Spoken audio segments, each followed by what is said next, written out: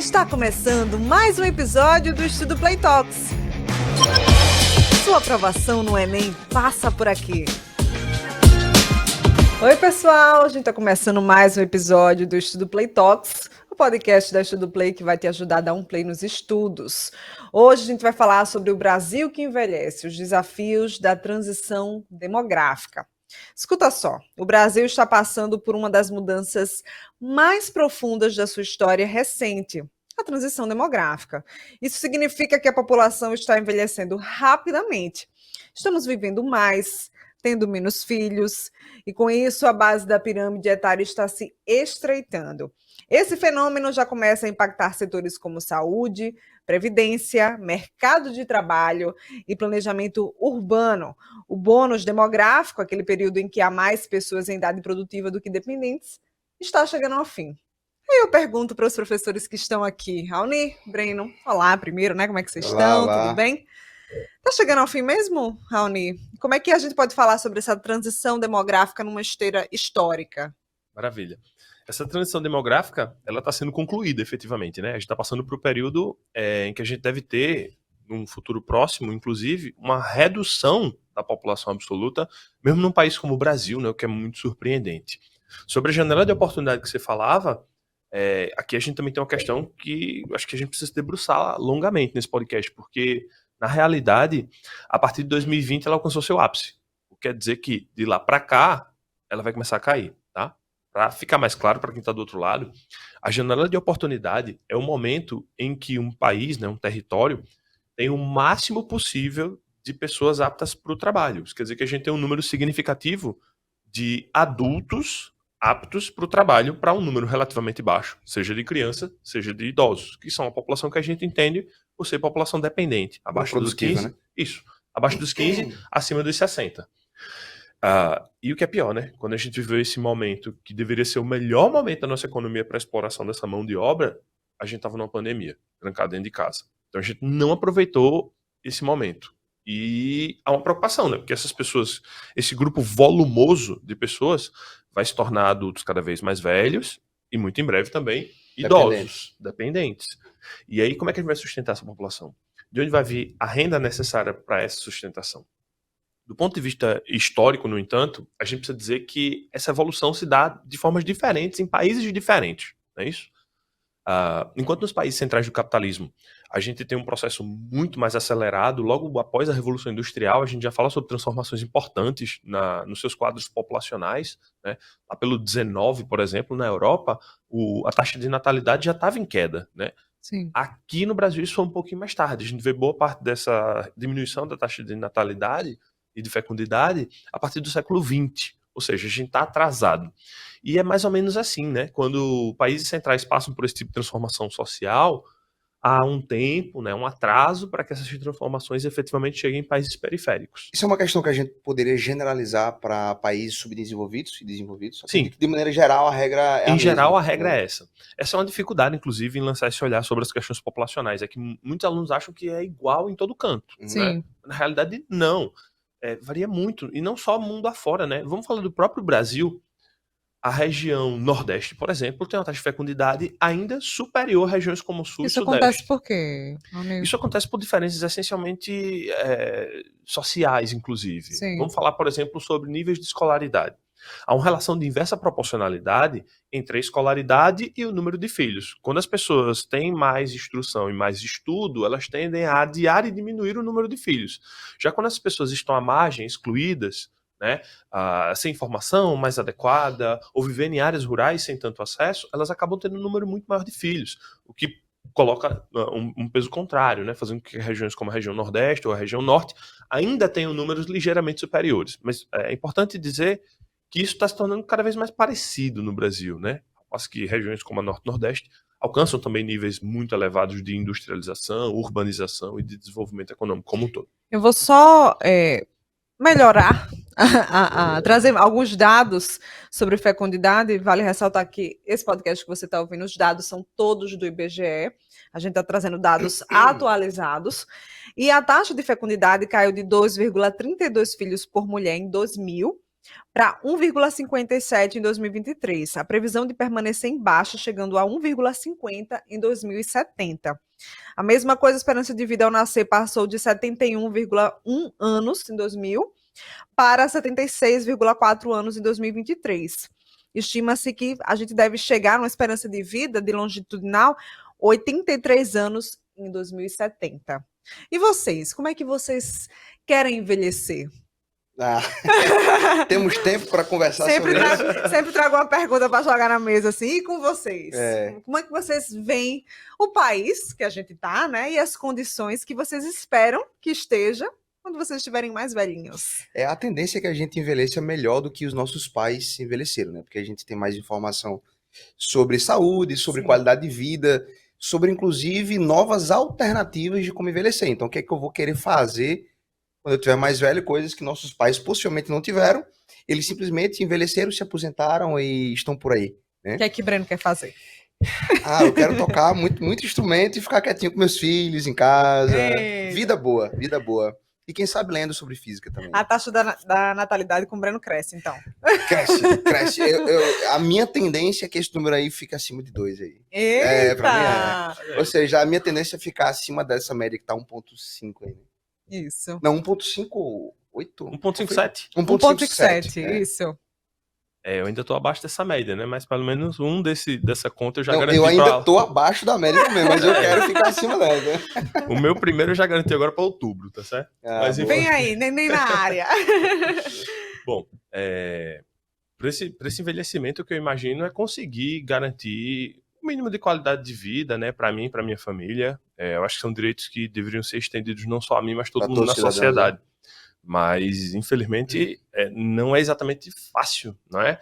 Isso porque, como a gente falou, ao passo que essa população vai envelhecendo, que estruturas a gente vai criar para conseguir garantir essa oferta de crédito? Esse é o problema exatamente das previdências, né? Então, a gente sempre... Os economistas dos países estão sempre quebrando a cabeça de como resolver essa população cada vez maior, esse número cada vez maior da população, que não está produzindo, mas que precisa receber, garantir sua aposentadoria. E a nossa previdência, né, já tem problemas de agora, gravíssimos, né? Então esse é um problema e gera talvez uma certa insegurança para a gente, que somos jovens, a gente ainda tem muitos anos de produção, e a gente pensa, e aí, será que eu consigo confiar toda a minha velhice, a minha aposentadoria na previdência? Ou será que eu devo estar buscando e preocupar, né, em buscar alguma coisa por fora, porque eu não confio nesse sistema que, se agora já é um problema, imagina quando nossos ouvintes aí tiverem, né, com seus 60, 70, daqui a 30, 40 anos. Então, é um ponto a se pensar. Isso aí. E quer ver outro problema? Ao passo que esses problemas na Previdência vão se expressando, a gente vai aumentando os números, certo? Ou seja, a gente está se aposentando cada vez mais tarde, né? E morrendo cada vez mais tarde também. Perfeito. Né? Sim. Inclusive as duas coisas estão relacionadas, né? A gente tem que se aposentar cada vez mais tarde porque a gente também tem a expectativa de viver mais, maior, de curtir mais, inclusive, esse período de aposentadoria. Mas olha o problema que a gente está criando. Ao mesmo tempo que a gente tenta esticar esse período de atividade, a gente está vendo que o mercado ele não exatamente aceita esse tipo de trabalhador. Que é o trabalhador que muitas vezes é lido até como mais experiente, não sei o quê. Mas está ficando ultrapassado. Principalmente no mundo que a gente está vivendo hoje, que está permeado pela tecnologia, é muito mais difícil, ou pelo menos a gente tem essa visão, né, de que para as pessoas idosas é muito mais difícil se associar a uma nova tecnologia, aprender uma nova técnica, do que para uma pessoa mais jovem, né?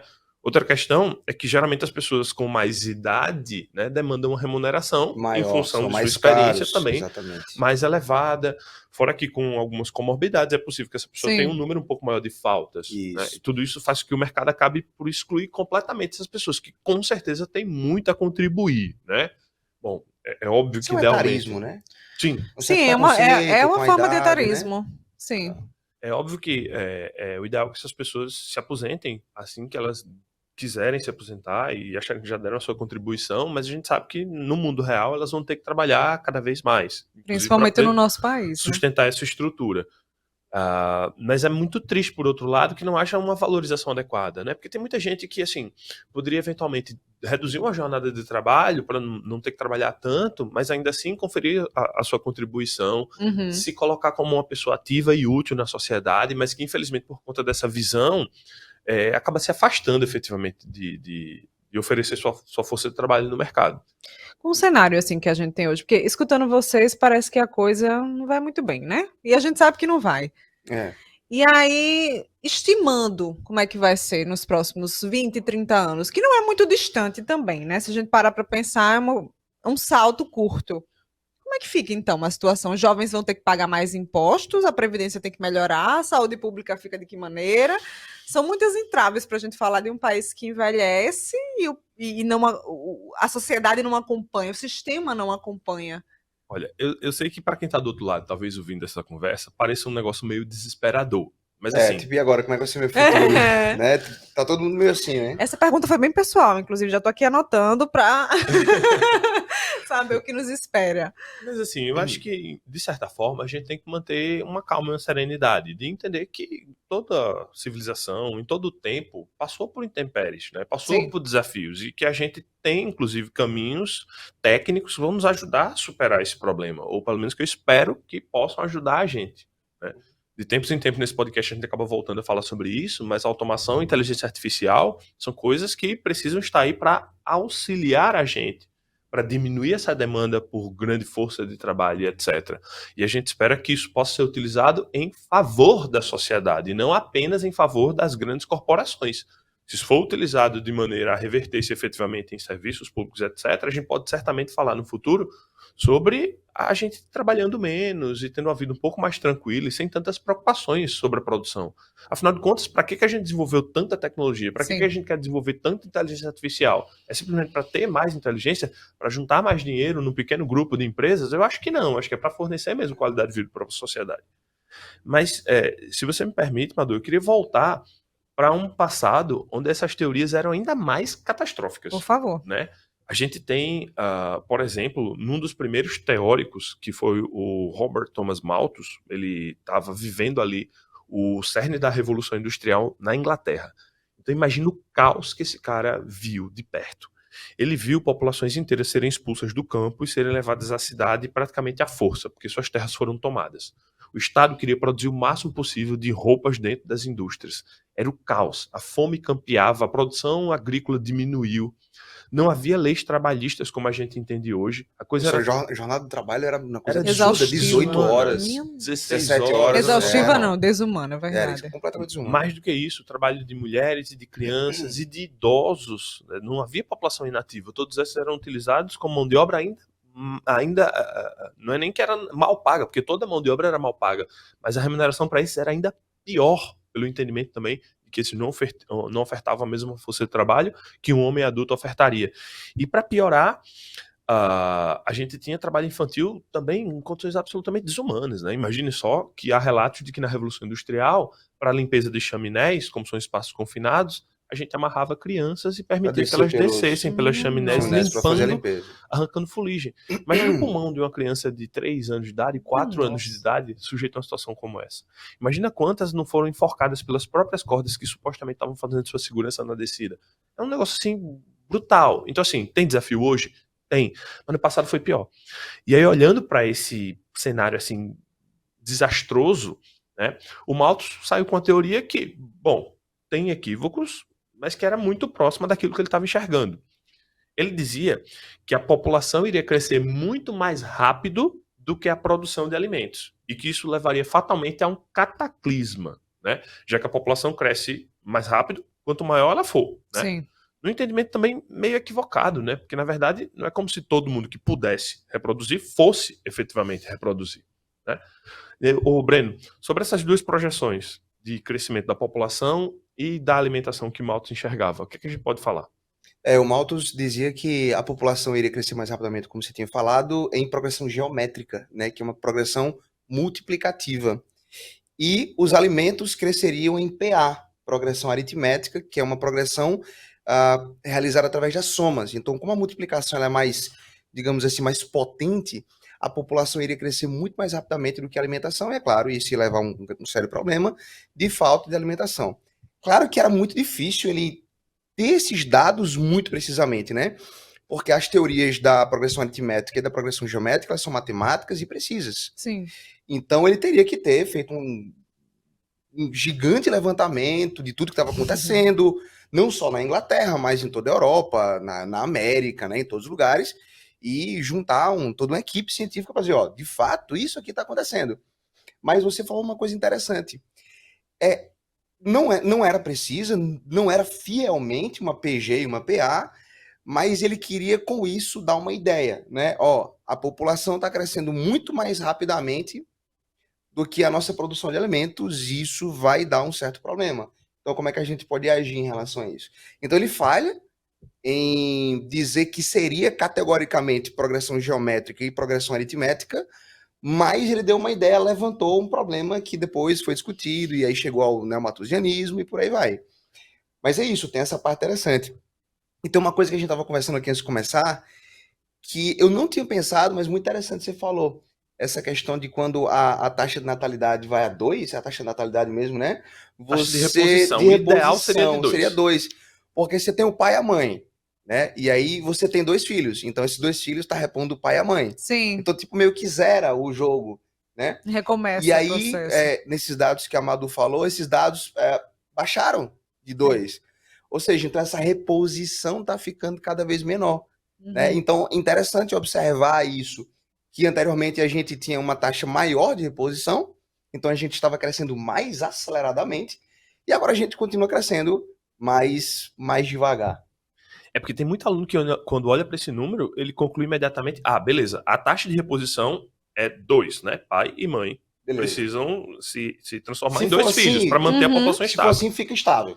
Né? Mas não é bem assim, porque tem uma coisa que não está nessa conta. É o envelhecimento populacional do qual a gente está falando nessa aula. Exatamente. Ao passo que a mãe e o pai, e até um avô, uma avó, um bisavô, uma bisavó, estão ficando cada vez mais velhos, eles estão vivendo mais, ainda que a gente não atinja a taxa de reposição, isso não quer dizer por hora que a gente está encolhendo, tá? Mas se a coisa continuar desse jeito, vai se tornar inevitável, né? Porque, Sim. Infelizmente, a gente não aprendeu ainda a tornar essas pessoas eternas. Em algum momento, elas vão começar a morrer, e aí a gente deve ter uma estimativa do IBGE, né?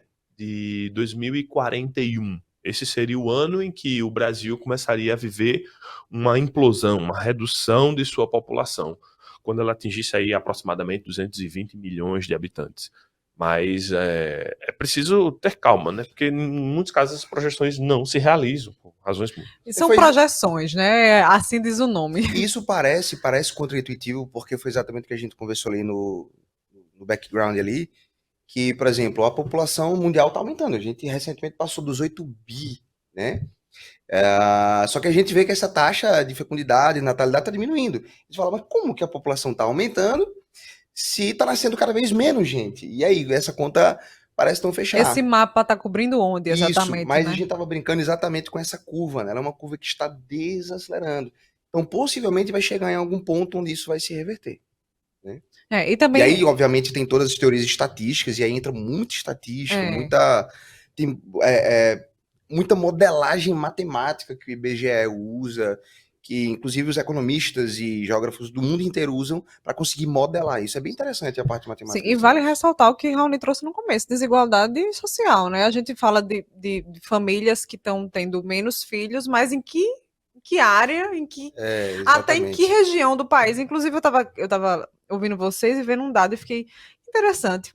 Estados mais envelhecidos, ou estados que têm uma longevidade, né, e que têm menos filhos, na verdade. Rio Grande do Sul, com idade média de 38 anos. Isso eu estou falando de idade média, não que chega a 38, idade média de quê? Da população como um todo. Da população como um todo. Rio de Janeiro, Minas Gerais, todos eles no mesmo patamar ali. E os mais jovens, Amapá e Roraima. Isso quer dizer alguma coisa pra gente? Quer dizer que nesses estados a gente tem mais filhos. Mais gente nascendo, porque quando mais a pessoa gente nasce, nascendo, ela traz a média pra baixo. Essa média traz para baixo. Isso. Se você tem numa casa ali 5 moleques, né? 1 ano, 3 anos, 4 anos, 5 anos. Ele desaba aí bem. A média, quando soma com os pais, vai lá, a média matemática vai lá para baixo. Não fica todo mundo muito jovem. Interessante isso aí. Mas vê que interessante, para comparar inclusive Brasil com o mundo. No Brasil, essa média já é, se não me engano, de 35,5. Ou seja, todos esses que você falou são estados onde esse número está mais alto. Há mais idosos média, né? E menos crianças. Mas no mundo, esse número está em 30 ainda. Ou seja, no mundo, ainda temos uma população mais jovem do que a população brasileira, que já alcançou uma média de 35,5. E outro dado que eu acho que é muito chocante, inclusive, é a diferença entre esses números para homens e para mulheres. Né? não lembro de cabeça exatamente onde é que eles estão. Homens morrem mais. Mas em todas as estatísticas... Homens fazem mais besteiras, morrem mais, Breno. Os homens morrem muito mais cedo. Muito mais. Dá pra ver isso na pirâmide etária. Dependendo da escala que você está observando, você vê que a pirâmide etária ela vai entortando pro lado dos homens. E tem muito meme, né? Por isso que os homens morrem mais cedo. Se atiram, fazem coisas inimagináveis. No Brasil, se não me engano, são 96 homens para cada 100 mulheres. Vocês têm um palpite de quantos homens nascem? Não. É meio a meio, não? Teoricamente é meio Estatisticamente deveria ser meio a meio, É. mas na prática homens nascem no Brasil em números ligeiramente maiores do que mulheres, ou seja, é aproximadamente 101 homens para 100 Ou mulheres. seja, nasce mais homens, mas tem menos homens. Perfeito. Na prática, nascem mais homens, Isso mas significa dizer que os homens estão morrendo. Que tal se cuidar, né, meninos? Vamos falar de cuidado. Isso, né? Mas a gente tá falando de mundo, eu fiquei pensando, no Brasil a expectativa tá próxima, mas outros países tiveram mais tempo, como eu tenho aqui um dado, o Japão e a Alemanha levou mais de 100 anos nessa transição demográfica. Por que a gente tá tão rápido? Ou por que esses países foram tão devagar? Ou foi devagar? Eu não acho que esses países tenham sido muito lentos. Eles estão num processo que é vegetativo, que é natural. Né? Sim. Aqui no Brasil, esse processo ocorre de forma muito mais acelerada, porque a gente está vendo na prática uma transformação que, em muitos casos, vem de fora. Né? Por exemplo, muitas das tecnologias que permitem que a gente alcance esse número de longevidade, tecnologias médicas, sanitárias, foram desenvolvidas lá fora. Então, enquanto lá fora eles vão experimentando, desenvolvendo muitas dessas tecnologias e gradativamente, paulatinamente, eles vão aumentando essa expectativa, aqui no Brasil muitas dessas coisas vêm como pacotes, vêm já prontas, vêm como produtos. É uma sociedade que saiu de uma característica social, talvez, de um extrato social, em geral, muito mais pobre do que dos países centrais do capitalismo. Então, essa emergência rápida faz com que a gente passe também por uma transformação muito rápida. E eu acho que uma coisa fundamental para pensar nisso é a forma como a gente se urbanizou. Né? A urbanização aqui no Brasil é muito, muito célere, muito violenta, e isso acaba transformando... Violenta, desigual, né? Exato. Isso acaba transformando todo esse quadro. Por exemplo, existe um conceito que é o conceito de megacidades. São cidades com mais de 10 milhões de habitantes. No Brasil, a gente tem, por exemplo, São Paulo como megacidade. Considerando a região metropolitana, você pode colocar nessa conta, inclusive, muitas das nossas capitais, Rio de Janeiro, Brasília. Uhum. Quantas megacidades existem na Alemanha? Acho que nenhuma, né? Nenhuma. Nem a capital vai ser uma megacidade. Né? Por quê? Porque eles conseguem fazer um certo nível de planejamento urbano. Tipo, aqui tem gente mais, vamos começar a colocar pra lá. Eles não precisam mandar colocar, eles simplesmente dinamizam a atividade econômica. E até o tamanho do país também, né? Foi de maneira grosseira, mas eles vão se organizando estruturalmente. Sim. Né? Um colega meu a gente vai se amontoando, né? Eu acho que vem um conceito de favelização, né? Um colega meu teve essa experiência recentemente na Alemanha, e o que ele cita é assim, é que parece que você tá numa cidade pequena, no meio do nada, e de repente aparece uma indústria gigantesca. Então não há dificuldade em distribuir a população, entende? Porque a população vai buscar aquela cidade média, pequena, porque ela tem uma boa indústria, tem uma boa oportunidade de emprego, de vida. Então não precisa modelar a população no espaço. Ele simplesmente oferta atividades econômicas que acabam promovendo essa atração de forma nativa, né? De forma organizada, com certeza, mais do que aqui no Brasil. Sim. A gente vinha falando muito aqui sobre inteligência artificial, né? E aí é impossível a gente não falar de crescimento populacional, não falar de economia. A gente já vem dizendo que algumas mãos de obra aí vão ficar com buracos. A inteligência artificial vai cobrir isso? Vocês acreditam nisso? De que a inteligência, não só a inteligência, a tecnologia, né? Como um todo. Esse é um ponto bem interessante. Eu queria voltar no tópico que a gente tinha falado. Sim. Porque eu acho que às vezes a nossa conversa fica um pouco adulta demais. Por exemplo, eu acredito que o jovem às vezes não sabe o que é previdência. Perfeito, Breno. Né? E eu tava falando, cara, a gente poderia falar sobre o que é previdência. Então, assim, quando você começar a trabalhar, o governo vai pegar uma parte do seu salário e vai guardar para você no futuro. Então, assim, de maneira muito geral, a previdência é isso. E é claro que quando você se aposenta, ele te dá de volta esse dinheiro até que você, né, a famosa aposentadoria e tal. Só que o que acontece? Com essa modernização, com as inteligências artificiais, com os bancos digitais, está surgindo muitas outras oportunidades de você programar a sua aposentadoria. Então, antigamente, só tinha ou investimentos por fora. Então, por exemplo, se você era uma pessoa que tinha boas condições sociais, você investia em imóveis, em gado, em terras e tal. E o outro lado era a Previdência, vou me aposentar pela Previdência. Hoje já existem diversas alternativas a isso. Então, por exemplo, um jovem que ele acessa um banco digital, já começa a vir ali anúncios de, se tu pegar esse dinheiro aqui e aplicar durante tanto tempo, você vai ter uma segurança financeira. Você já vai ter uma segurança financeira, vai render tanto. Então você já começa a ter acesso a outras formas de buscar aposentadoria, né? E eu não sei até que ponto isso vai ser um problema para a Previdência, porque a Previdência quer mais gente contribuindo para que ela consiga pagar mais. Exato. Só que tem gente que está cada vez menos dependendo da Previdência, que é aquele dinheiro que o governo guarda para você e depois paga no futuro. Tem isso em maior arrecadação de imposto nesse cenário aí. Então o problema da Previdência, ele é muito profundo, mexe com matemáticos do mundo inteiro, então matemáticos, grandes matemáticos estão procurando modelos de como dizer, cara, e aí, como é que a gente vai resolver isso? Quanto que a gente precisa de contribuição para que, né, se aposentando com tanto tempo, vivendo até tanto tempo, tudo em média, né, porque não tem como ser preciso isso. Então, quanto que a gente precisa arrecadar? E aí, como é que a gente vai reverter isso? Então, é um problema que está bem sério. Então, estou levantando isso, não como solução, mas para dizer que há muito tempo a Previdência ela encara esse tipo de problema e acredito que ficou mais potencializado com essas novas possibilidades que os jovens já têm, que a gente está tendo agora, mas quando a gente era jovem, a gente começou a ganhar dinheiro. E aí? INSS, né? E aí a gente aprende um pouquinho hoje, caramba, eu posso fazer isso, posso fazer para lá. Então... Lembrando que a INSS, Previdência também está num regime, né? Do regime trabalhista. Exatamente. E tudo mais. Não se aplica a todo mundo. Que não se aplica a todo mundo. Então a gente já está falando de aposentadoria para os jovens já de hoje, nem daqui a 30 anos. E aí tem também a questão do trabalho informal. Sim. Toda a tentativa de formalizar aquilo ali. Exatamente. Então, para essa conversa não ficar tão adulta, a Previdência, que a gente tanto fala, sim, perfeito. Esse dinheiro que o governo pega de você, vai dizer, meu filho, quando você se aposentar, eu dou de volta. Como é que fica o trabalho, Raoni? As máquinas vão dominar? É claro que a gente imagina que, em algum nível, a inteligência artificial vai cumprir algumas tarefas que poderiam ser feitas de outras maneiras, mas acreditar que todos os trabalhos serão substituídos é impossível, porque tem uma série de trabalhos, vamos lá imaginar algumas coisas. Manutenção predial vai ser feita por IA. Agricultura vai ser feita por IA. Pecuária. Então, assim, tem um monte de setores, de atividades econômicas cujos trabalhos estão balizados por atividades braçais que não podem ser substituídas por computadores, né? Podem ser assistidas, sem dúvidas. Mas é muito complicado. E até planejadas, né? Então, você falou, por exemplo, o trabalho braçal de alguém que trabalha na lavoura ali não vai ser substituído por um robô nem tão cedo, né? Acredito que a gente não vai ver isso em vida. Mas talvez o planejamento sim, né? Então, em alguma etapa dessa produção, a inteligência artificial vai acabar entrando.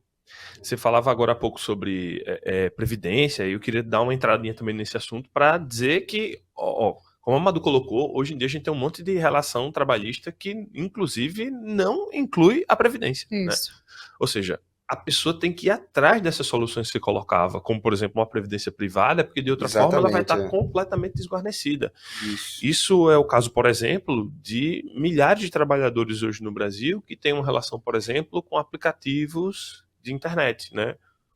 Esses aplicativos que contratam a pessoa através de uma relação informal, eles não garantem nenhum tipo de contribuição previdenciária, que para trabalhadores com carteira assinada não é nenhuma opção, ela é obrigatória, ela é mandatória. Mas para esses trabalhadores informais, elas acabam sendo uma coisa que cria um problema enorme. Porque imagina, quando esse grupo inteiro de pessoas que tá trabalhando hoje em aplicativos precisar de uma aposentadoria daqui a alguns anos, o que é que a gente vai fazer com elas? Que soluções a gente consegue propor efetivamente para essa população? Não tem essencialmente uma solução para isso. A gente precisa... esse é outro ponto também sobre a Previdência. A Previdência tem a importante função de aposentar as pessoas que cumpriram a sua vida de trabalho, mas é preciso lembrar também das pessoas que não conseguem fazê-lo e que também precisam dessa Previdência. Se em algum momento, Deus o livre, eu precise me afastar do meu trabalho. O que é que vai acontecer comigo? eu vou ser afastado também pela Previdência Social. Uhum. Mesmo que não tenha terminado o meu ciclo de contribuições, né? E, bom, isso é necessário, né? Para oferecer dignidade para pessoas que estão doentes, Afastadas, né? que sofreram um acidente, que têm um problema de ordem psicológica, ou seja lá o que for, Sim. né? A gente não pode simplesmente deixar essas pessoas totalmente desguarnecidas. A gente precisa dar garantias básicas para essas pessoas. E essa também é uma função da Previdência. Isso torna a Previdência também muito mais cara. Porque não é uma conta tão simples de... Porque não fechou o ciclo, como você falou, né? Sim. Não deu, você não contribuiu até o fim e você já está usufruindo sem o ciclo ter sido fechado. Perfeito. Interessante esse ponto. É por isso que a gente precisa também de uma massa de trabalhadores grande, contribuindo, inclusive, obrigatoriamente, para a manutenção efetivamente disso. Boa. Os mais críticos vão dizer que é um esquema de pirâmide, né? Porque tem muita gente na base para poder sustentar o topo. Quando, idealmente, a gente teria as pessoas no topo sendo sustentadas pelo aquilo que elas mesmas contribuíram. Exatamente. E, na prática, não é isso que acontece. Um exemplo muito simples disso, de pessoas que passaram muito tempo esquecidas e que a lei da Previdência veio cobrir recentemente, foram as empregadas domésticas. Você vê, foi muito recente, isso tem 10 anos, 12 anos, então até então, aqueles trabalhadores do lar e tal, eram completamente descobertos da Previdência. Então você vê, teve que ter toda uma modificação para conseguir incluir essa classe de trabalhadores numa coisa tão simples e tão básica, né, que se você está um mínimo de horas ali, então já caracteriza um trabalho que tem um certo vínculo, Sim. então você deve ser protegido, exatamente por isso. Então, você vê quantas empregadas domésticas, por alguma razão, teve algum tipo de problema e teve que ficar em casa, sem salário, porque eu não vou pagar. E aí, o que foi que aconteceu? Né? Eu fico ouvindo vocês e volto a pensar que, putz, a gente tem um problemão a longo prazo. Não penso que seja um salto, né? A população está envelhecendo e tudo mais, porque a gente tem problemas sociais muito intensos e muito fortes a serem resolvidos para que a gente abrace essa população mais envelhecida. E aí eu pergunto, como é que as cidades devem se adaptar, gente? Como é que vocês acreditam que essa adaptação deve ser feita? Assim, correndo, né? Primeiro. Essa adaptação para quê, mano? Adaptação para uma sociedade, uma população envelhecer mais e melhor. Sim, entendi. Maravilha. Tem uma coisa que de cara me vem à mente, né? É inclusão e capacitação técnica, né? Essas pessoas que em muitos casos ainda são aptas para o trabalho precisam ter a capacidade de ser incluídas, né? Porque a gente falou no outro momento aqui nesse espaço sobre exclusão digital. E quando a gente falava sobre isso, infelizmente o dado de exclusão digital mais grave hoje é para idosos, né? Obviamente tem um extrato de renda também, mas principalmente para idosos. E se a gente conseguisse trazer esses idosos para o mundo digital, a gente conseguiria com certeza trazer para ele também cidadania, né? Afinal de contas, hoje, como você mesmo falou, a gente tem um aplicativo do banco, o aplicativo da Previdência, tudo tá na vida está digital. digitalizado. Então, se a pessoa não tem acesso a isso, ela está completamente excluída. É como se fosse um novo tipo de analfabetismo, Com certeza. né? Então é como se você tivesse ali idosos que são analfabetos para esse mundo Digital. real, digital e tão presente, né? Na nossa Que a vida. gente chama de jovem o tempo todo, né? É um mundo Isso, jovem. é. Tudo muito jovem. O outro ponto é que também é profundamente desafiador, né, gente? A gente precisa lembrar que a gente está falando do alto de um país que não tem condições básicas de saneamento, que tem desafios gigantescos na mobilidade. Você olha para várias vias do Brasil e a gente não consegue escoar nossas mercadorias adequadamente. Mas a gente precisa pensar em cidades que tenham cuidado para com essas pessoas. Que, de novo, qual é a conclusão do podcast de hoje? Elas estão se tornando cada vez mais abundantes. Elas se tornarão parcelas muito significativas da população. E aí? A gente vai continuar com cidades que não oferecem condições, por exemplo, de mobilidade. Como é que está a calçada aí na tua casa? Como é que está a calçada na tua rua, no teu bairro? Será que ela está adequada para uma pessoa mais velha que tem um pouquinho de dificuldade de mobilidade? Será que uma pessoa numa cadeira de roda consegue passar por aí? A gente tem que pensar em políticas públicas que vão beneficiar cada vez mais esse extrato da população. Esse direcionamento tem que ir principalmente para setores como a saúde. Essa é inclusive uma discussão que o Enem pode certamente fazer, né? Quais são os setores onde a gente precisará investir mais no futuro? A gente vai precisar investir ainda mais em saúde pública básica universal para que a gente consiga atingir essas populações e para que a gente consiga garantir a longevidade dela. Afinal de contas, tome cuidado, inclusive, porque hoje a gente está falando aqui nesse podcast como se isso fosse um problema. Mas preste atenção, a gente vai ter que lidar com as consequências disso, mas isso por muito tempo foi um sonho. O nosso sonho era chegar no quadro atual, onde a gente pode sonhar em viver como minha vozinha viveu até os 99 anos de idade. Meta. Né? Então eu espero conseguir viver tanto quanto ela, espero conseguir fazê-lo com qualidade de vida. Então é algo pelo qual a gente lutou e que a gente vai continuar lutando para conseguir resolver, ofertar uma cidade adequada para essas pessoas, espaços públicos adequados para essas pessoas.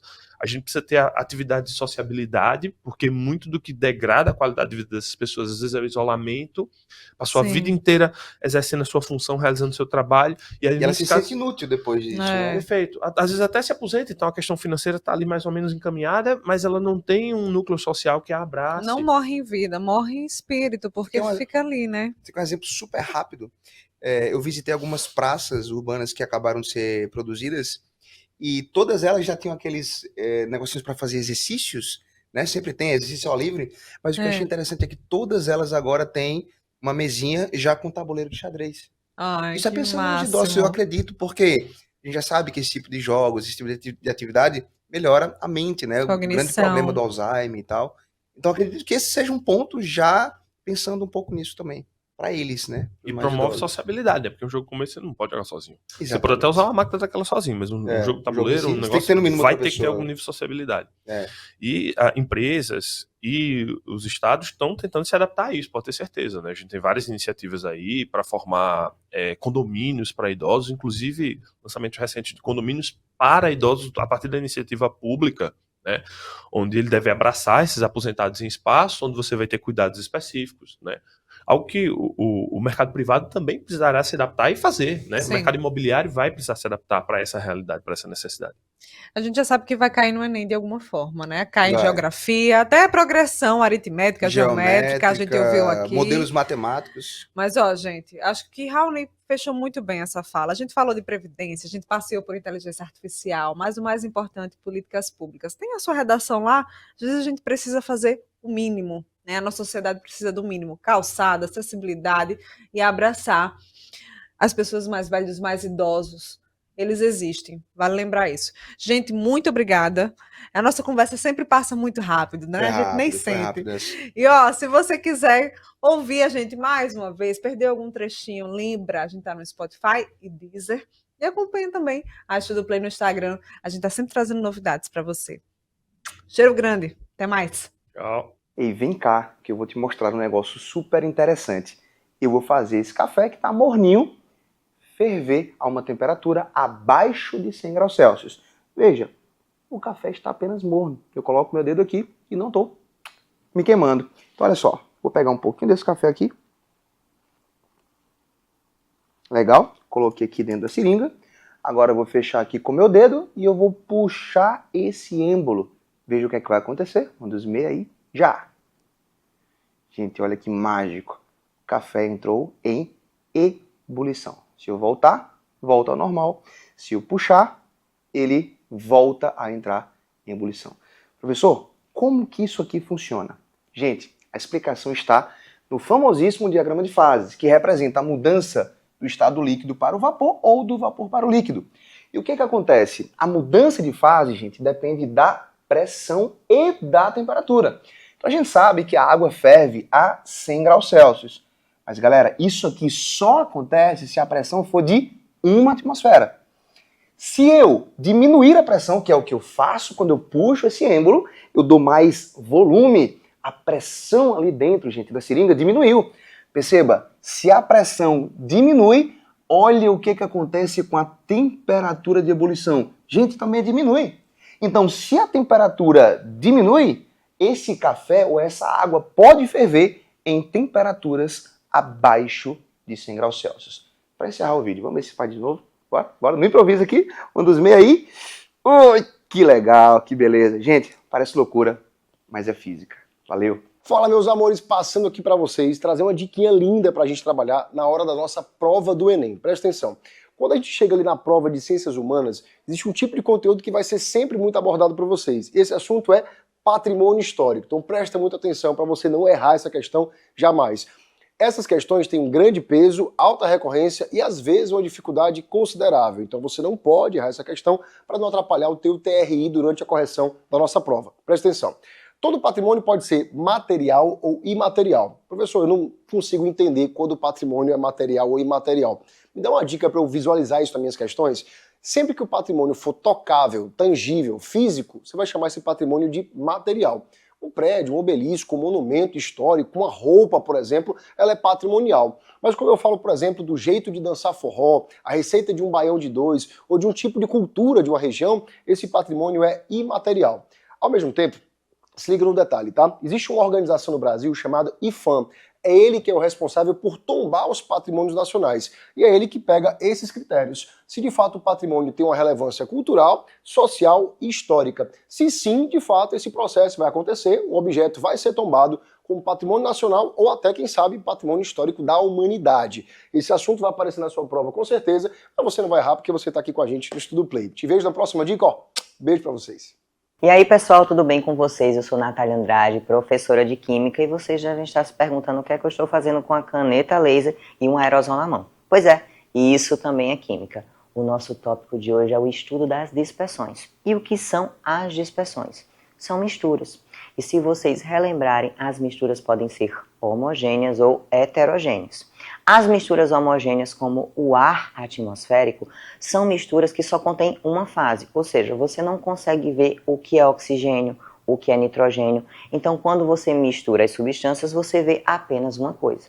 Só que as misturas heterogêneas possuem mais de uma fase. Exemplo clássico, água com areia. Você visualiza logo quem é um e quem é outro, ou água e óleo. Porém, tem uma classe de dispersões que você fica muito em dúvida no que é homogêneo e no que é heterogêneo. São os colóides. Os colóides são misturas obrigatoriamente heterogêneas, tá? Então tem sim mais de uma fase. Mas é muito difícil de você visualizar essas fases. O aerosol é um colóide e eu vou provar para vocês com uma propriedade que só os colóides têm. Repara só, eu estou ligando o laser, mas vocês não estão visualizando o laser. Por que isso acontece? Porque o ar é uma solução e o laser não dispersa na solução, mas ele dispersa no colóide. E o nome desse efeito é efeito Tyndall. Vou mostrar para vocês agora, ó. Vocês conseguem ver o caminho do laser? Por que é que isso acontece? No colóide existe uma dispersão da luz nas partículas desta mistura. O efeito Tyndall já foi cobrado e pode ser cobrado para vocês mais uma vez. Só há efeito Tyndall nos colóides. Então, nas soluções, ó, como atmosférico, você não vai ver a dispersão da luz. É isso. Química sempre presente no nosso dia a dia. Espero que vocês tenham gostado e até a próxima.